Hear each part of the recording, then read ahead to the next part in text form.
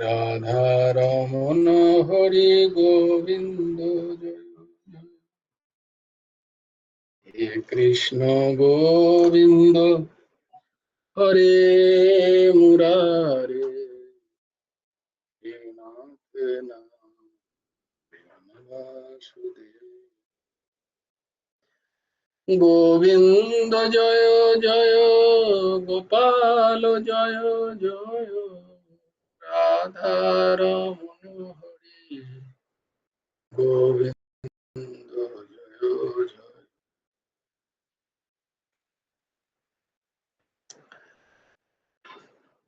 তোমরা কি আমাকে একটু অনুমতি দেবে?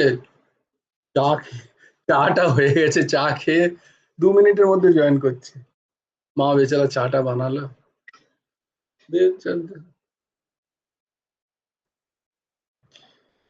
জয় জয় গোপাল জয় জয়, রাধা রমন হরি গোবিন্দ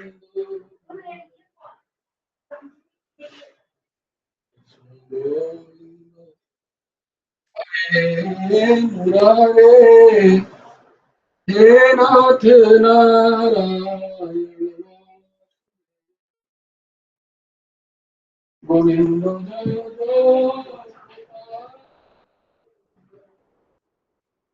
রাধা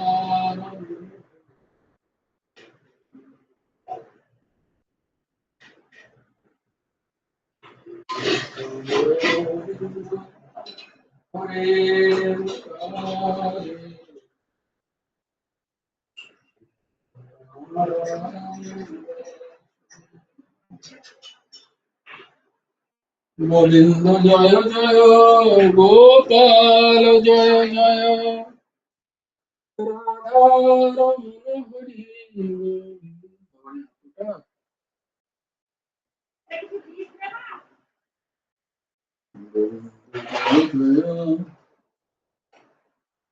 গোপাল জয় জয়, রাধা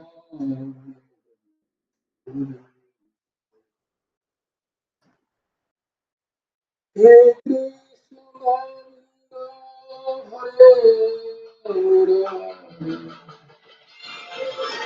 হে নাথ নারায়ণ।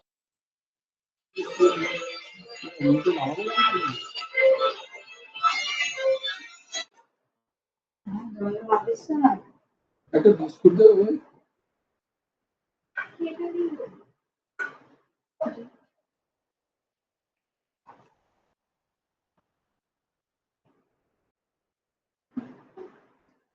গোবিন্দ জয় জয়, গোপাল জয়।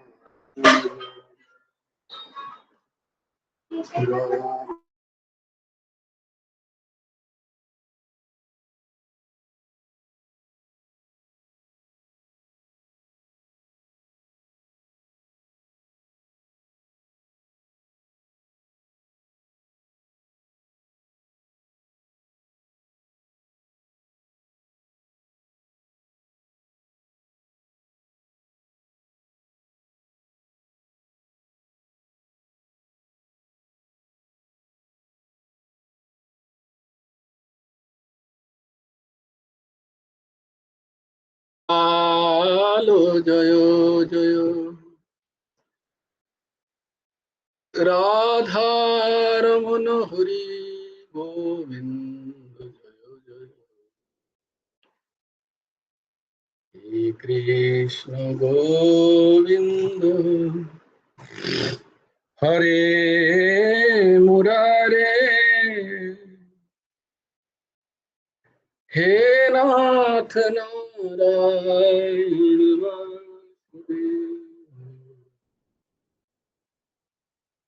রাধে শ্যাম রাধে শ্যাম, শ্যাম শ্যাম রাধে রাধে, রাধে কৃষ্ণ রাধে কৃষ্ণ, কৃষ্ণ কৃষ্ণ রাধে রাধে, রাধে শ্যাম রাধে শ্যাম, শ্যাম শ্যাম রাধে রাধে। রাধে কৃষ্ণ, কৃষ্ণ কৃষ্ণ রাধে রাধে, রাধে শ্যাম রাধে শ্যাম, শ্যাম শ্যাম রাধে রাধে, রাধে কৃষ্ণ রাধে কৃষ্ণ, কৃষ্ণ কৃষ্ণ রাধে রাধে, রাধে শ্যাম রাধে শ্যাম, শ্যাম শ্যাম রাধে রাধে, রাধে কৃষ্ণ রাধে কৃষ্ণ, কৃষ্ণ কৃষ্ণ রাধে রাধে, রাধে শ্যাম রাধে শ্যাম, শ্যাম শ্যাম রাধে রাধে, রাধে কৃষ্ণ রাধে কৃষ্ণ, কৃষ্ণ কৃষ্ণ রাধে রাধে, রাধে শ্যাম রাধে শ্যাম, শ্যাম শ্যাম রাধে রাধে, রাধে কৃষ্ণ রাধে কৃষ্ণ, কৃষ্ণ কৃষ্ণ রাধে রাধে। ओम सच्चिदानंद रूपाय गुरवे बुद्धि साक्षिणे श्री हेमंताय वरिष्ठाय नमो अक्लिष्ट कर्मणे अखंड मंडलाकारं व्याप्तं येन चराचरम् तत्पदं दर्शितं येन तस्मै श्री गुरवे नमः। कृष्णाय वासुदेवाय हरये परमात्मने प्रणतक्लेशनाशाय गोविन्दाय नमो नमः। कृष्णाय वासुदेवाय देवकी नन्दनाय नन्दगोपकुमाराय गोविन्दाय नमो नमः। वसुदेवं सुतं देवं कंसचाणूरमर्दनं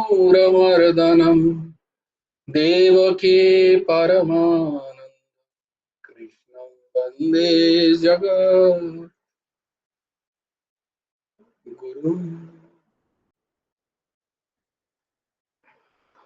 जय गुरु राधेश्याम। নবকুমার চতুষ্পাঠীর আরেকটা অধ্যায় তোমাদেরকে সকলকে স্বাগত। धर्मक्षेत्रे कुरुक्षेत्रे समवेतायुयुत्सव मामकाः पाण्डवाश्चैव किम् अकुर्वत सञ्जय। यत्र योगेश्वरः कृष्णो यत्र पार्थो धीर्भिर्भूतिः।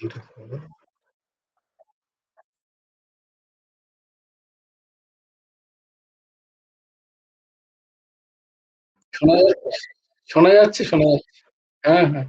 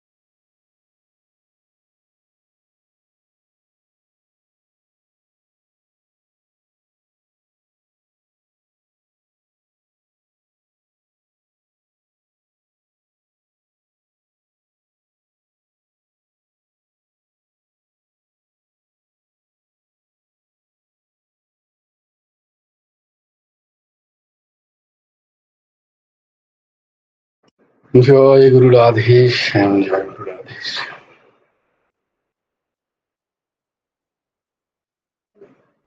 খুব সুন্দর, খুব সুন্দর হয়েছে। আজকে কারা কারা মুনমুন মাকে ফোন করেছো? হাত তোলো। ক্লাসের প্রথম প্রশ্ন আজকে।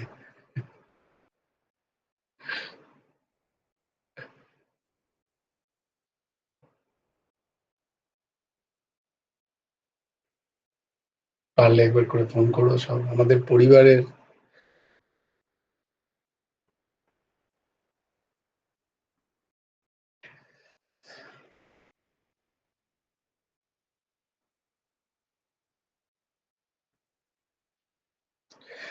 তো আমরা ছিলাম শ্রীমদ্ ভগবত গীতার ত্রয়োদশ অধ্যায়। ত্রয়োদশ অধ্যায়ের কি নাম? ক্ষেত্র ক্ষেত্রজ্ঞ বিভাগ যোগ। আর দ্বাদশ অধ্যায়ের কি নাম ছিল?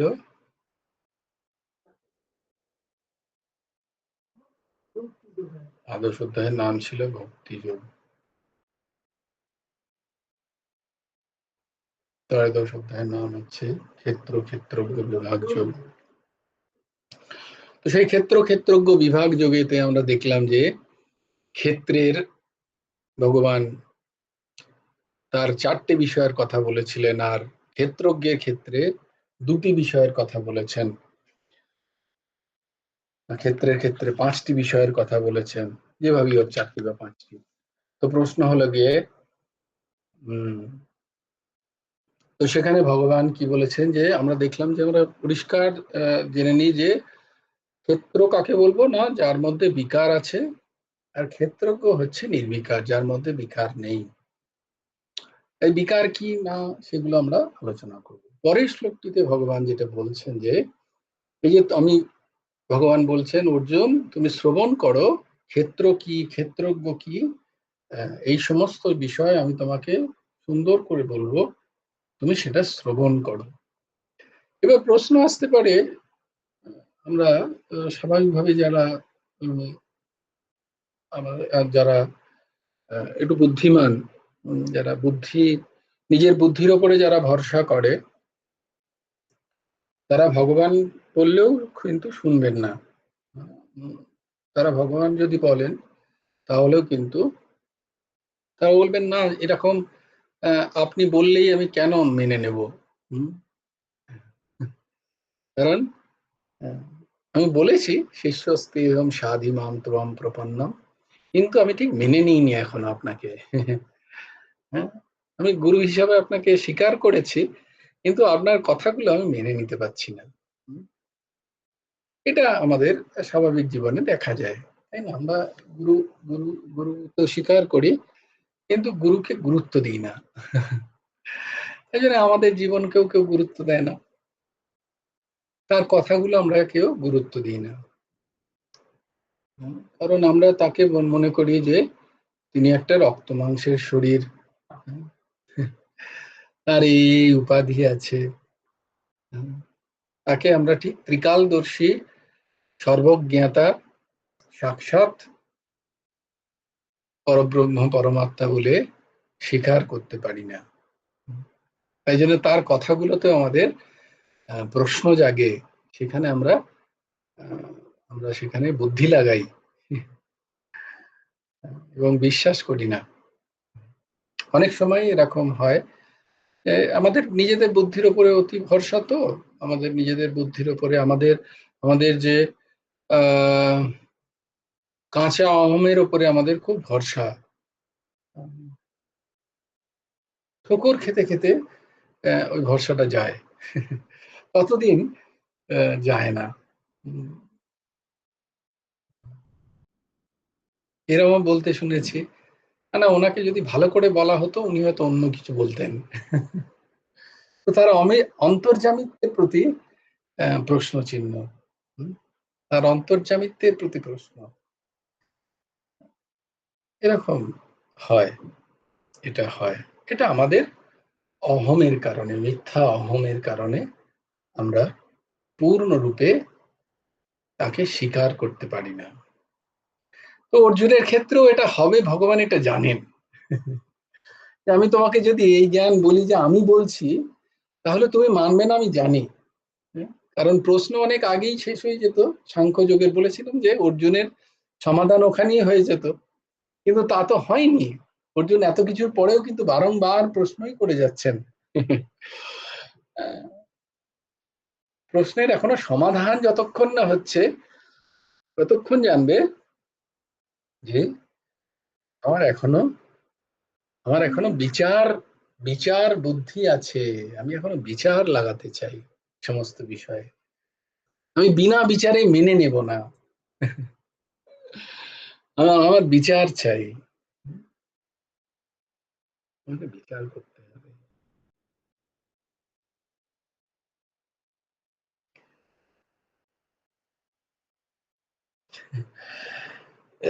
তো যারা পূর্ণ কল্যাণ করতে চান, যারা নিজেদেরকে সম্পূর্ণরূপে আহ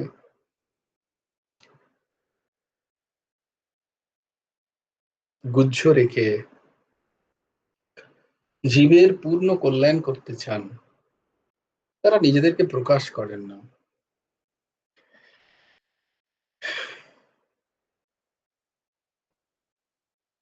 তো গুরু ভগবানও এজন্য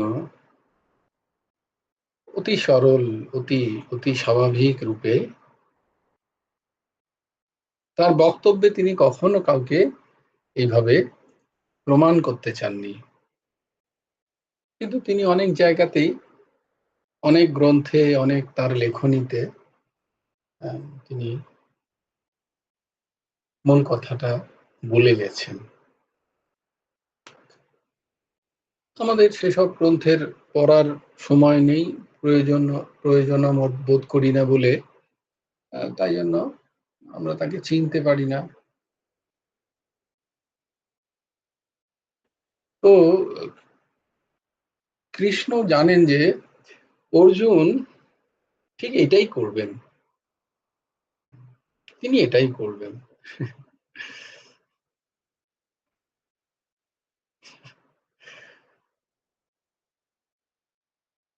আমি একদিন জিজ্ঞেস করলাম একজনকে যে একটু গুরুদেবকে ডাকো, একটু গুরুদেবকে ডাকো, এত সমস্যা জীবনের।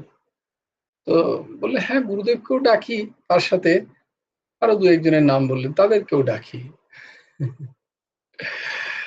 হ্যাঁ, মানে এখনো ঠিক ভরসাটা জাগেনি। একজনকে যে একজনের এরকম ছিল, সে গুরুদেবকে ভালোবাসেন না তা নয়, গুরুদেবকে খুব ভালোবাসেন, কিন্তু তার সাথে অন্য পন্থাও নিচ্ছেন। অন্য পন্থা নেওয়া মানে কি? অন্য পন্থা নেওয়া মানে ব্যভিচার করা, তাই না বলো? আমার যার সাথে বিবাহ হয়েছে, ধরো আমি স্ত্রী, আমার যার সাথে বিবাহ হয়েছে, আমি সেই পুরুষের ওপরে ভরসা না করে আমি অন্য পুরুষের ওপরে ভরসা করছি যে এ বোধহয় আমার চাহিদার বিষয়গুলো মেটাতে পারবে না, তাই আমি অন্য পুরুষের ওপরে ভরসা করি। এটাকে কি বলে? ব্যভিচারী। হুম, এটাকে ব্যভিচারী ভক্তি বলা হয়। তো সেরকম আমাদেরও আমরা গুরু ভগবানের উপরে পূর্ণ আমাদের ভরসা নেই, এই আমরা অন্য অন্য জায়গাতেও হাত পাচ্ছি গিয়ে। আমাদের স্থিতি এরকম। তো কৃষ্ণ ভগবানও জানেন যে অর্জুন আহ, এখনো তার হয়নি, বিশ্বরূপ দর্শন হয়ে গেছে। আহ, তারপরে অর্জুনের মানসিক স্থিতি কৃষ্ণ ভগবান জানেন। তাই জন্য তিনি যখন ক্ষেত্রজ্ঞ বিভাগ যোগ এত এত উচ্চ স্তরের একটা জ্ঞান যখন তিনি দিতে যাচ্ছেন, বললেন না যে আমি কি মনে করি যে ক্ষেত্রজ্ঞ এই এর যে জ্ঞান, সেটা হচ্ছে সব থেকে উচ্চ স্তরের জ্ঞান। এই যে, হ্যাঁ, क्षेत्रज्ञांशापि मां विद्धि सर्वक्षेत्रेषु भारत, क्षेत्र क्षेत्रज्ञयोर्ज्ञानं यत्यज यत्यज ज्ञानं मतं मम। এর চেয়ে বড় জ্ঞান আর কিছু নেই আমার মতে, প্রকৃত জ্ঞান, ভগবান বলছেন। কিন্তু এটা বলার পরে অর্জুন বিশ্বাস করবে না, তাই জন্য ভগবান চতুর্থ শ্লোকে এটা বলে দিয়ে তারপরে শুরু করছেন যে ঠিক আছে, তুমি ভেবো না যে তো আমার সামনে তোমার সখা এটা বলছে। হ্যাঁ, তাই জন্য শ্রীকৃষ্ণ কি বলছেন সেটা শোনো। চতুর্থ শ্লোক। ঋষিভির্বহুধা গীতম, ঋষিভির্বহুধা গীতম, ছন্দোভির্বিবিধৈ পৃথক, ছন্দোভির্বিবিধৈ পৃথক, ঋষিভির্বহুধা গীতম, ছন্দোভির্বিবিধৈ পৃথক, ব্রহ্মসূত্রপदैश्चैव, ब्रह्मसूत्रपदैश्चैव हेतुमद्भिर्विनिश्चितैः,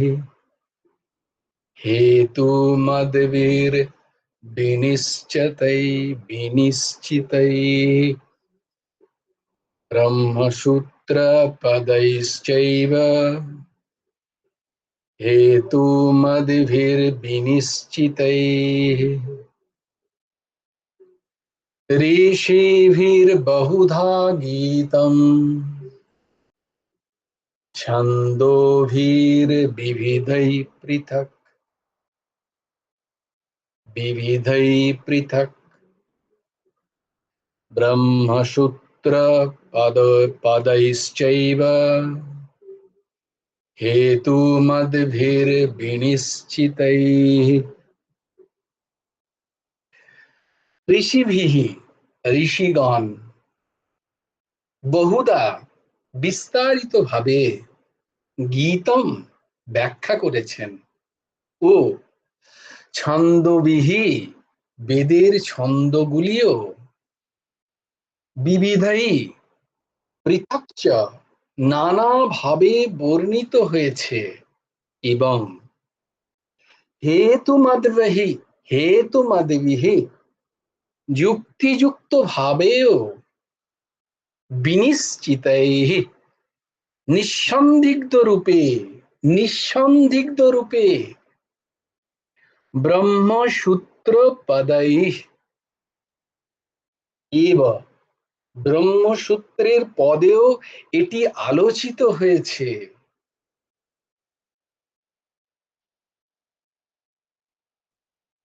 বেদ তো ভগবানের শ্বাস প্রশ্বাস থেকে নির্গত, তারই নির্যাস তিনি গীতায় বলছেন, সর্ব উপনিষদ গাব দগ্ধাকে গোপাল নন্দন। শ্রীকৃষ্ণ নিজেই গোপাল নন্দন, সে দুইছে। যে জ্ঞান কি, দুগ্ধম অমৃতম,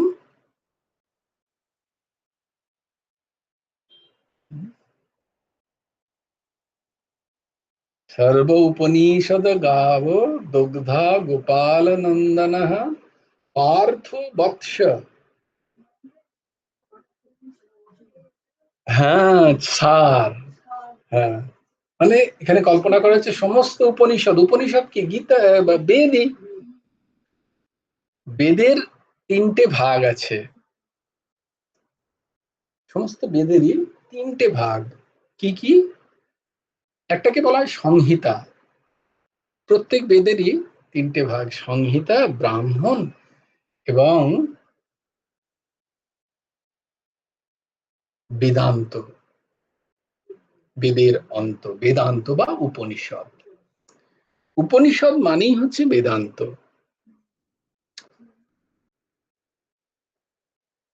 না, হ্যাঁ, কোনটা বলো? ও আচ্ছা আচ্ছা, হ্যাঁ হ্যাঁ, বেদান্তের, হ্যাঁ হ্যাঁ। তো উনি কি লেকচার দিচ্ছিলেন? উনি মান্ডুক্য উপনিষদের উপরে লেকচার দিচ্ছিলেন। হ্যাঁ, তো মান্ডুক্য উপনিষদ হচ্ছে একটা উপনিষদ, হ্যাঁ, সব থেকে শক্ত। মাত্র কত, 12টা না 17টা শ্লোক আছে। হ্যাঁ, কন্যা কুসুমা বলো।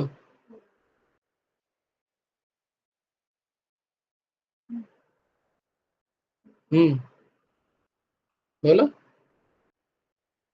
আনমিউট করো। করতে পারছে না তো,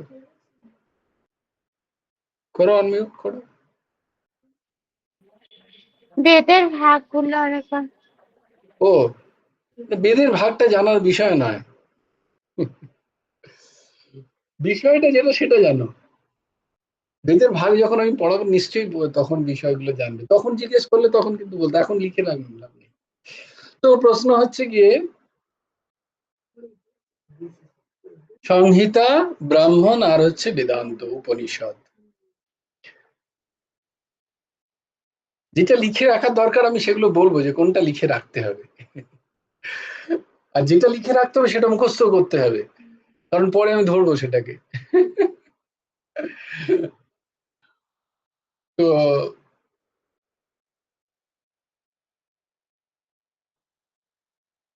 সর্বোপনিষদ গাব দুগ্ধা গোপাল নন্দন পার্থ বৎস সুধীর ভোক্তা দুগ্ধম গীতা অমৃতম মহৎ। এই দুধটা, সেই অমৃত স্বরূপ যে দুধ সেখান থেকে বেরোলো, সেটাই হচ্ছে গীতা। না, অর্জুন ওখানে বৎস, বৎস মানে হচ্ছে বাছুর। বাছুর যদি গরুর স্তনে যদি মুখ না দেয়, গরু কখনো দুধ দেবে না, এই জানে ওনারা, গরু দুধই দেবে না। আগে বাছুরকে স্তনে গিয়ে মুখ দিতে হবে, তবেই গিয়ে গরু দুধ দেবে। বুঝতে পেরেছো? তো এখানে অর্জুনকে কেন বলা হচ্ছে যে বৎস, সে প্রশ্ন করছে, যতক্ষণ না প্রশ্ন আসছে ততক্ষণ জ্ঞান বেরোচ্ছে না। তুমি যতক্ষণ প্রশ্ন না করবে ততক্ষণ যার মধ্যে একটু একটু জ্ঞানও আছে সেখান থেকে বেরোবে না। তুমি হ্যাঁ করে হাসলে সেও হ্যাঁ হাসবে এখানেই, কারণ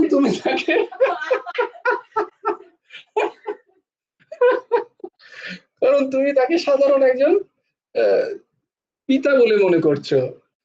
এটা কিছু বলি হলো, না না, বলার উদ্দেশ্য সেটা না। তো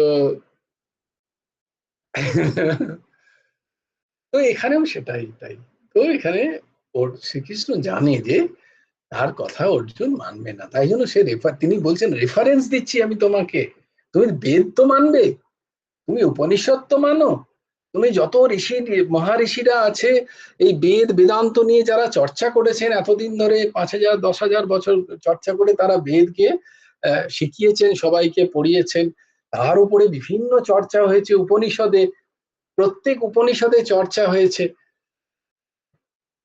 প্রত্যেক উপনিষদে জ্ঞান, ওই একটাই জ্ঞান আছে, কি না, ক্ষেত্র কি আর ক্ষেত্রজ্ঞ কি, আর এই দুটো ছাড়া আর কিছু আছে কিনা, এটারই চর্চা সমস্ত উপনিষদে বিভিন্ন ভাবে।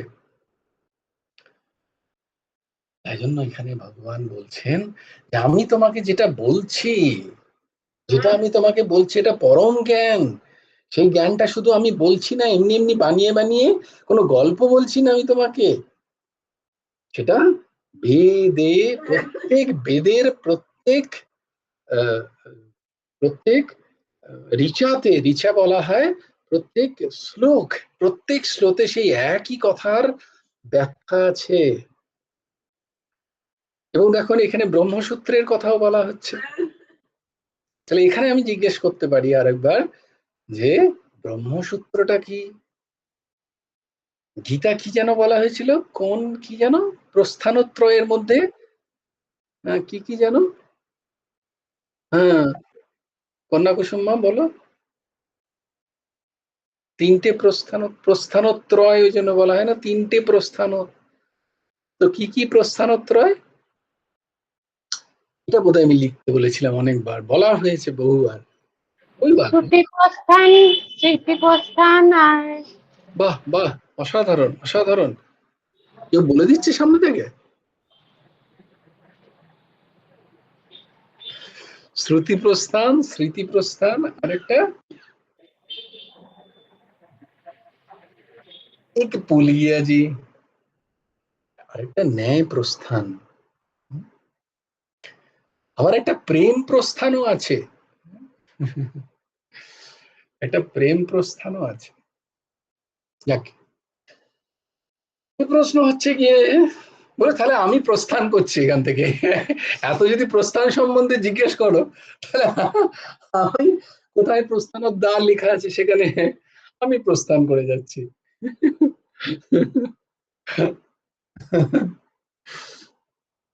এখানে দেখো ব্রহ্মসূত্র, ব্রহ্মসূত্র হচ্ছে ব্রহ্মসূত্র হচ্ছে ন্যায় প্রস্থান। সেই ন্যায় প্রস্থানের কথা এখানে ভগবানই বলছেন, যে ব্রহ্মসূত্রতেও আছে, যেটাকে সবাই অতি অতি তাকে মান্যতা দেন সমস্ত ঋষি মহারিষিরা, সমস্ত আপামর সব আধ্যাত্মিক স্তরের যে পথেই যান না কেন তিনি তারা কিন্তু এই তিনটির মান্যতা সবার কাছে আছে। সেটা হচ্ছে বেদ, উপনিষদ, গীতা, ব্রহ্মসূত্র আদি আদি এই সমস্ত গ্রন্থের। তাই তিনি বলছেন যে এই যে ক্ষেত্র ক্ষেত্রজ্ঞের তত্ত্ব, এটা ঋষিগণ বিস্তারিত ভাবে এটা ব্যাখ্যা করেছেন এবং বেদের ছন্দগুলিতেও নানাভাবে বর্ণিত হয়েছে এবং যুক্তিযুক্ত ও নিঃসন্দিগ্ধ রূপে ব্রহ্মসূত্রের পদসমূহ এটি আলোচিত হয়েছে। ব্রহ্মসমূহের, ব্রহ্মসূত্রের সমস্ত পদ সমূহে এই জ্ঞানের কথাই আলোচিত হয়েছে, যেটা আমি তোমাকে বলতে যাব। তাই এটাকে এত হালকা করে নিও না, এটা খুব গভীর একটা জ্ঞান, যে জ্ঞান আমার মতে প্রকৃত জ্ঞান, ক্ষেত্র ক্ষেত্রজ্ঞের জ্ঞান। এটা আমি বলছি না, যুগ যুগ ধরে এই জ্ঞানের কথা, এই জ্ঞানের কথা সবাই বলেন। এই এখানে ছন্দবিহীন বলতে যেখানে, কারণ সমস্ত বেদের মধ্যে একটা ছন্দ আছে, তাই ঋক, যজু, সাম, অথর্ব এই চারও বেদের কথা বলা হয়েছে। এখানে ব্রহ্মসূত্রের কথা বলা হয়েছে, এখানে উপনিষদের কথা বলা হয়েছে, সবার কথা এখানে ওই ছন্দবিহি এবং ব্রহ্মসূত্র পদাইশ্চৈব, ব্রহ্মসূত্রের যত পদ আছে তাও ওই বেদ সম্মতই, ওই বেদেরই পদগুলোকে ব্রহ্মসূত্রে সূত্র আকারে বলা আছে। ব্রহ্মসূত্র মানে কিছু সূত্র আকারে বলা আছে। সূত্র মানে ধরো একটা বিশাল জিনিস, সেটাকে অতি ছোট করে বলা, কত কত কম ভাবে বলা যায়, সেটা হলো তাকে বলা হয় সূত্র। তো সূত্র রূপে বলা আছে এই ব্রহ্মসূত্র।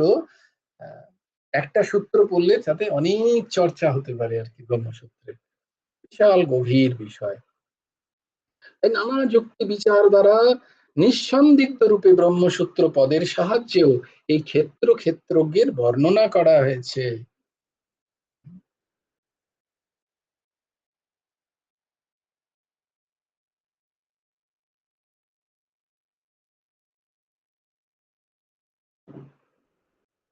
তো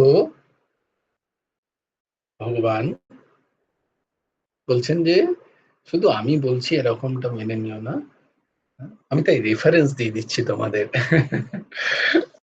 তোমাদের যদি আমাকে বিশ্বাস, তোমার যদি আমার বিশ্বাস না হয়, দেখো এই সমস্ত মহান মহান ঋষিরাও কিন্তু এসব বলেছেন এবং বেদেও আছে, ব্রহ্মসূত্র আছে, উপনিষদে আছে, যত সমস্ত গ্রন্থের মান্যতা যাদের সবাইকার কাছে আছে তারা সবাই মেনেছে এই ক্ষেত্র ক্ষেত্রজ্ঞের যে জ্ঞান সেটা প্রকৃত জ্ঞান। আমি সেটা তোমাকে এখানে বলবো। জয় জয় শ্রী রাধে, जय जय श्री सीताराम, हर हर महादेव, हर हर महादेव, हर हर महादेव। ভজ গুরু হেমন্ত দেব রাধে শ্যাম, জপ হরে কৃষ্ণ হরে রাম, জয় গুরু রাধে শ্যাম, রাধে শ্যাম রাধে শ্যাম, শ্যাম শ্যাম রাধে রাধে, রাধে কৃষ্ণ রাধে কৃষ্ণ, কৃষ্ণ কৃষ্ণ রাধে, জয় গুরু রাধে শ্যাম। শ্রী গুরার্পণমস্তু, শ্রী হেমন্ত দেবার্পণমস্তু। জয় গুরু রাধে শ্যাম। সবাই ভালো থেকো, সুন্দর থেকো, সুস্থ থেকো।